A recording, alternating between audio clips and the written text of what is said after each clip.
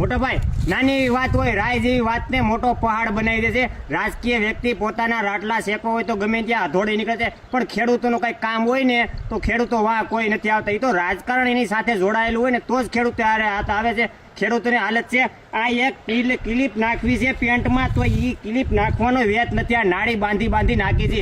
આવા તો ખેડૂતોના હાલ છે. તમે જોવો તો ખરા, હરેક વ્યક્તિને ન હોય પણ અમુક ટૂંકા જેને ખાતેદાર છે ને એને આવી જ હાલતું છે. કારણ કે એ દર્શાવી શકતા નથી, કહી શકતા નથી, અને પોતે એકલો ખેડૂત મૂંઝાઈ જાય છે અને આવો ગળા ફાંસો ખાવાનો સમય આવે છે. આવી ખેડૂતોની હાલત છે. એવું નથી કે આ ખેડૂતોની હાલત આવી નથી. તમે અંદર જઈને જોવો તો ખરા, ક્યારેક પેલા રાજાશાહીની અંદર હતું ને તે રાજાશાહી પોતાનો ગુપ્ત વેશ લઈ અને એની નગરીમાં જોવા નીકળતો. તમે કોણ નગરી જોવા? મત જોતા હતી ભાઈ, મત આપજો અમને હો. પછી મત મળી જાય તો અમારે ગોતવા પડે. નેતા સાહેબ ક્યાં છો તમે? હવે અમને આપો કાંઈક, અહીંયા દર્શન આપો.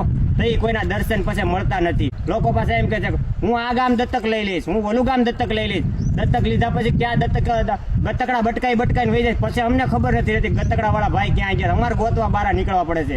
સારો લાગે તો